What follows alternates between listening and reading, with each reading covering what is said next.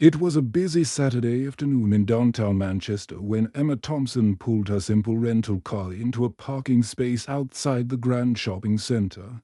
The sun was shining brightly, and families were walking round with their shopping bags, enjoying the weekend.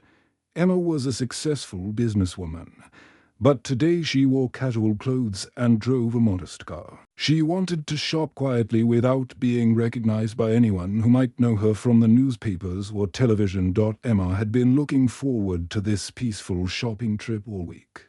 She worked very hard at her job and rarely had time for herself. Today was different. She planned to buy a few things for her home and maybe treat herself to a nice lunch at one of the restaurants in the shopping center. She smiled as she turned off the car engine, feeling relaxed and happy. As soon as she parked, a loud horn blared behind her. The sound was so sudden and harsh that Emma jumped in her seat. She looked in her rear-view mirror and saw an expensive, black car with two people inside. The driver was honking the horn again and again, making other shoppers turn to see what was happening. A man named Robert Davies jumped out of his expensive car, his face red with anger. He was wearing designer clothes and looked like he had plenty of money. His wife, Margaret, rolled down her window and shouted, "That's our spot. You can't just take it." Her voice was sharp and filled with anger. Emma felt confused. She had been driving round the parking area for 10 minutes looking for a space. When she saw this one, she had put on her indicator light and waited for the car in front to leave. She had followed all the rules of parking. She opened her car door slowly and stepped out. "I'm sorry, but I was here first," Emma said gently. Her voice was calm and polite. Even though she felt nervous, I saw the space and indicated to turn. I waited for the other car to leave. Robert walked closer to Emma, his hands clenched into fists. "Don't lie to me," he said loudly. "We were waiting for this spot. We saw it first." His voice grew louder and more threatening. "People like you always think you can take what belongs to us," he said, his words filled with ugly hatred. Emma's heart began to beat faster. She recognized the tone in his voice. It was the same tone she had heard many times before in her life. Margaret got out of the car and joined her husband. She began saying hurtful things about Emma's race and background, words that cut deep into Emma's heart. Other shoppers began to stop and stare. A mother with two young children hurried past, covering her children's ears. An elderly man shook his head sadly.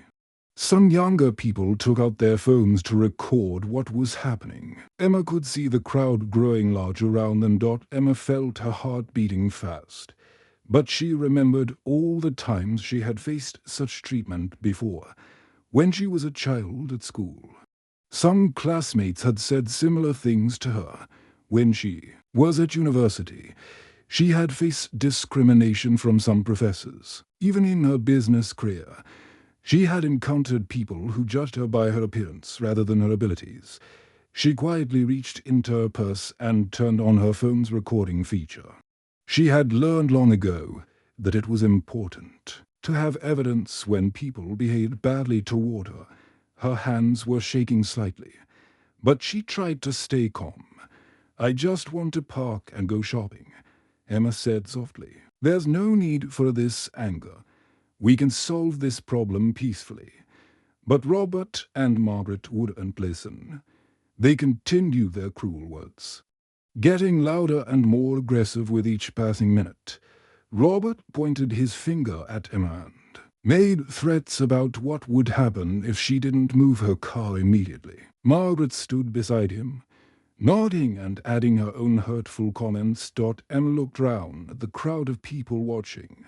Some looked uncomfortable and wanted to help, but they didn't know what to do. Others seemed to be enjoying the drama. A few people were still recording everything on their phones. Emma closed her eyes for a moment and took a deep breath. She thought about her grandmother, who had taught her to always stay dignified no matter how others treated her. She thought about her success in business and all the challenges she had overcome to get where she was today. Robert and Margaret continued their attack, not knowing that their actions were about to change everything. They had no idea who Emma really was or what power she held. They saw only what they wanted to see, and they judged her based on their own prejudices and fears. Emma stood quietly, waiting for the right moment to respond. She knew that this situation would soon take a very different turn. The situation grew worse as more people gathered round the parking space. Margaret got out of her car and walked toward Emma, pointing her finger and raising her voice even higher. Her face was twisted with anger and hatred. "You don't belong in a place like this," she said with spite, looking Emma up and down with disgust. "This shopping center is for decent people, not for people like you." Emma stood very still, watching Margaret approach her. She could smell the expensive perfume that Margaret wore and see the gold jewelry round her neck. Margaret's designer handbag probably cost more than many people earned in a month. But despite all her wealth and fancy clothes, Margaret's heart was filled with ugliness. Robert pulled out his mobile phone and dialed the number from all security. Emma could hear him speaking in a loud, dramatic voice. "There's a woman here causing trouble." He lied, looking directly at Emma as he spoke. "She's being aggressive and won't move her car. She's disturbing other shoppers and making threats." Emma's mouth fell open in surprise. She had done nothing aggressive. She had spoken only in quiet, polite tones. But Robert continued his full story to the security guard on the phone. "Yes, please come quickly. I'm afraid she might become violent." Emma watched as the crowd grew larger and larger. More shoppers stopped their weekend activities to see what was happening. Children tugged on their parents' sleeves, asking questions about the shouting. Teenagers recorded everything on their phones, whispering to each other about what they were seeing. Some people in the crowd looked very uncomfortable but didn't know what to do. They shifted their weight from foot to foot and looked round nervously. Others shook their heads in disapproval at Robert and Margaret's behavior. An elderly woman near the back of the crowd said quietly to her friend, "This is shameful. That poor girl hasn't done anything wrong." A young man named James, who looked to be about 20 years old, stepped forward from the crowd. He was wearing a university sweatshirt and carrying shopping bags from the bookstore. "Leave her alone," he said firmly to Robert and Margaret. "She's done nothing wrong. I saw her park here fairly. You're the ones causing trouble." But Robert turned his anger toward James too. His face became even redder, and veins stood out on his forehead. "Mind your own business," he snapped at the young man. "No one asked for your opinion. Go back to wherever you came from." James didn't back down. "I'm not going anywhere," he said bravely. "This is wrong, and everyone here knows it." Margaret laughed in a cruel way. "Another one trying to be a hero," she said. "You probably don't belong here either." Emma felt the weight of every stare, every whispered comment. Every phone camera pointed in her direction. The crowd round her seemed to grow bigger with each passing minute. She could hear people talking about her, some supporting her and others making cruel jokes. She had experienced this kind of treatment throughout her life. From school playgrounds to university lectures to business meetings. When she was 7 years old, some children had said similar things to her on the playground. When she was in university, a professor had questioned whether she really deserved her scholarship. Even in her successful business career, she had faced people who doubted her abilities because of how she looked. But she had learned that staying calm and dignified was her greatest strength. Her grandmother had taught her that angry words could hurt for a moment, but keeping her dignity would serve her for a lifetime. Emma reached into her purse and pulled out her phone. She scrolled through her contacts and found the number for Helen, her assistant. Helen answered immediately, as she always did. "I'll be a bit late," Emma said quietly into the phone, trying to move away from the crowd so she could hear better. "Something has come up that needs my attention. Please cancel my afternoon appointments and reschedule them for next week. Margaret." Overheard Emma's phone conversation and laughed mockingly. She nudged Robert with her elbow and pointed at Emma. "Listen to her pretending to be important," she said to Robert, speaking loudly so everyone could hear. What appointments could someone like her possibly have? Probably just making it up to sound impressive. Robert nodded and joined in the cruel laughter. "Next she'll be telling us she's the Queen of England," he said sarcastically. Emma finished her phone call and put the phone back in her purse. She closed her eyes for a moment, drawing strength from within. She thought about all the challenges she had overcome in her life and all the people who had believed in her when others had not. She knew that how she handled this moment would matter more than Robert and Margaret could ever imagine. They had no idea what they had started. More security arrived in the form of a kind officer named William. He was a tall man in his 50s, with grey hair and a gentle smile. He had worked at the shopping center for over 15 years and knew many of the regular customers by name. William was respected by everyone who worked there because he always treated people fairly and with kindness. As he approached the growing crowd, Robert immediately began complaining loudly. He rushed toward William with his arms waving in the air. "Officer, thank goodness you're here," Robert said in a dramatic voice. "This woman stole our parking space and is being very rude to us. She's causing a scene and disturbing everyone." Robert pointed directly at Emma as he spoke. "We demand that you remove her immediately. She doesn't belong in a place like this. Look at how she's dressed. She's clearly not the type of person who should be shopping here." William looked at Emma, and his eyes widened slightly. Something about her face seemed familiar to him. He had seen her somewhere before, but he couldn't quite remember where. Then it hit him. He recognized her from the local news and business magazines that he read during his lunch breaks. Emma Thompson was the CEO of Thompson Industries, one of the biggest companies in the region. William had read articles about her success story. She had started with nothing and built a business empire through hard work and intelligence. She was known for treating her employees well and giving money to help poor children get education. She was respected by politicians and business leaders throughout the country.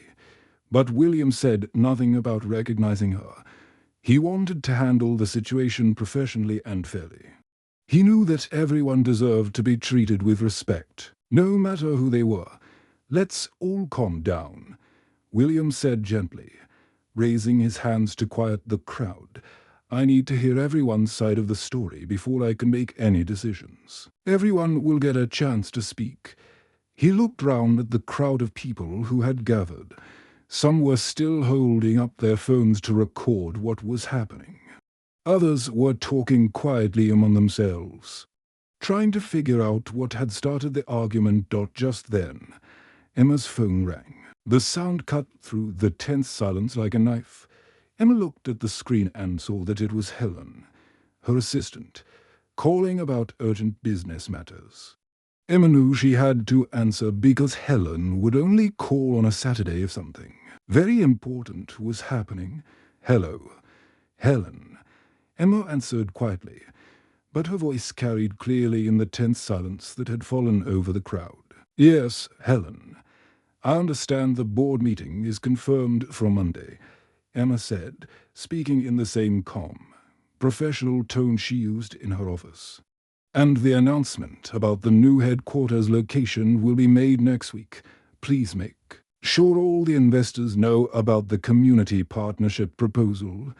Emma continued talking to Helen about business matters. She mentioned contracts worth millions of dollars and meetings with government officials. She talked about creating jobs for thousands of people and building new facilities. Margaret rolled her eyes and made a face of disgust. Listen to her pretending to be some kind of businesswoman, she whispered to Robert, but her voice was loud enough for several people nearby to hear. What a joke. She's probably just making it all up. Robert nodded in agreement and crossed his arms over his chest, probably just trying to impress people with made-up phone calls. He said with a sneer, anyone can pretend to be important on the phone. She probably doesn't even have a real job. But William continued to watch Emma carefully. He noticed her calm confidence and the way she spoke. Her voice was steady and sure, like someone who was used to making important decisions. He noticed the expensive watch on her wrist that didn't match her simple clothes. He saw how she held herself with dignity despite the cruel treatment she was receiving. Other shoppers in the crowd began to whisper among themselves. Some of them were starting to recognize her face. A woman near the back of the crowd nudged her friend and said, "Doesn't she look familiar? I think I've seen her picture somewhere." An older man squinted at Emma and said to his wife, "I know that face. She was in the newspaper last month. Something about a big business deal." More people began to study Emma's face carefully. Some took out their phones and started searching online. The whispers grew louder as more people began to realize who she really was. Emma finished her phone call and put the phone back in her purse. She looked round at the crowd, then at William, and finally at Robert and Margaret. She made a decision. It was time to show Robert and Margaret exactly who they had chosen to attack. Emma put away her phone and looked directly at Robert and Margaret. She stood up straighter and spoke in a clear, confident voice that carried across the entire crowd. "My name is Emma Thompson," she said clearly, looking Robert straight in the eyes. "I'm the CEO of Thompson Industries." Robert laughed rudely and slapped his knee as if he had just heard the funniest joke in the world. "Sure you are," he said, with a big smile on his face. "And I'm the King of England. What's next? Are you going to tell us you're the Prime Minister too?" Margaret joined in the laughter, covering her mouth with her hand. "Oh, this is rich," she said between giggles. "Now she thinks she's some kind of big-shot businesswoman. What will she claim to be next?" But the crowd round them began to murmur and whisper more loudly. People were looking at Emma with new interest, studying her face carefully. Some were pulling out their phones and typing quickly. A woman named Lucy, who was shopping with her teenage daughter, spoke up from the middle of the crowd. "Wait, I know her," Lucy said, pointing at Emma. "She was on the news last month. There was a big story about her company. She really is Emma Thompson, the businesswoman." Lucy's daughter nodded excitedly. "Yes, Mom, you're right. I remember seeing her picture. She was giving money to help build a new hospital." Another man, David, pulled out his phone and searched quickly on the internet. His eyes grew wide as he read what appeared on his screen. "She's right," he said, turning his phone round to show others in the crowd. "Emma Thompson, CEO of Thompson Industries. Look at this. She's one of the richest people in the city." More people crowded round David's phone to see the search results. They saw photos of Emma at business meetings, shaking hands with important politicians and receiving awards for her success. William stepped forward respectfully, removing his security hat as he approached Emma. "Miss Thompson, I apologize for this situation," he said in a humble voice. "I should have recognized you sooner. Is there anything I can do to help?" Emma smiled kindly at him, her anger forgotten for a moment. "Thank you, William. I appreciate your professionalism. You've been very fair to everyone here." Margaret's face turned pale as white as snow. All the color drained from her cheeks as she realized what was happening. Robert's mouth fell open and stayed that way, as if he had forgotten how to close. The reality was beginning to sink in, and it was more terrible than anything they could have imagined. Round them, more people were recognizing Emma and taking pictures with their phones. The crowd was growing larger as word spread through the shopping center that a famous businesswoman was in the parking lot. "I was here today," Emma continued, speaking to the entire crowd now, "to meet with the shopping center's management about a possible partnership. My company has been looking for a location for our new headquarters, and we were considering this area." She paused and looked round at all the faces watching her. "The project would bring over 500 jobs to this community. Good jobs with good pay for local families. We were planning to invest millions of dollars in this area." The crowd gasped loudly. People looked at each other with amazement and excitement. 500 jobs would change the lives of so many families in the community. Robert and Margaret looked at each other in horror, finally understanding the magnitude of their terrible mistake. Just then, a shiny black car pulled up to the curb near the crowd. The car was long and expensive looking, with tinted windows. Helen, Emma's assistant, got out quickly along with two professional security guards dressed in dark suits.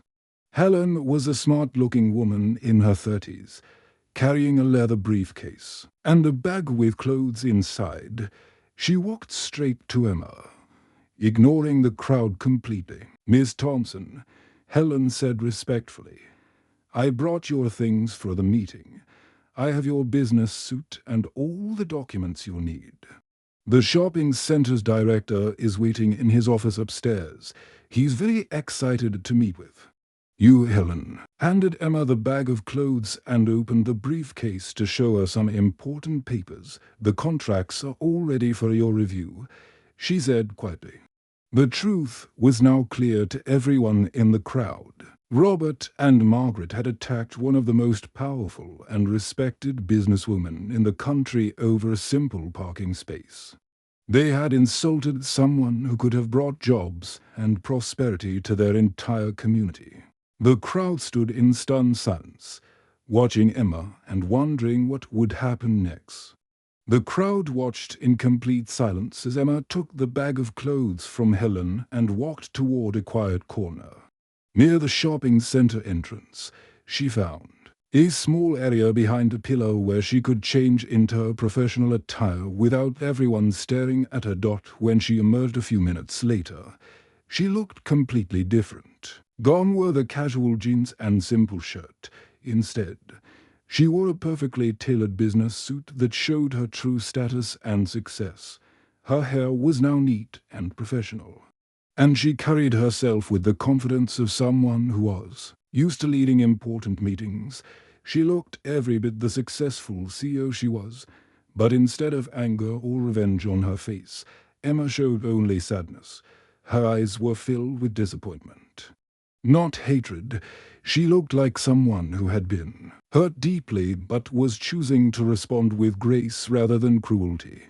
Emma walked back to where Robert and Margaret were standing. They seemed smaller now, hunched over with shame and fear. The crowd of shoppers moved aside to let her pass, many of them taking photos and videos of this remarkable moment. "Robert and Margaret," Emma said softly, her voice carrying clearly. "In the quiet parking lot, your words and actions today have been recorded by many people." She gestured toward the crowd, where dozens of phones were still pointed at them. "By tomorrow morning, this will likely be seen by thousands of people online." Margaret began to cry. Tears rolled down her cheeks as she realized that her cruel behavior would be seen by everyone she knew. Her friends, her family, her neighbors, and her co-workers would all see what she had done. "We're so sorry," she whispered, her voice breaking with emotion. "We didn't know who you were. We were completely wrong." Robert's face was filled with shame. His earlier confidence and anger had disappeared completely. He looked like a man who had just realized he had made the biggest mistake of his life. "Please forgive us," he said, his voice barely above a whisper. "We made a terrible, terrible mistake." Emma looked at them both with compassion, despite everything they had said and done to her. She felt sorry for them. She could see that they were truly sorry, and she knew that they would have to live with the consequences of their actions for a long time. "What hurts most isn't what you said to me personally," Emma said, choosing her words carefully.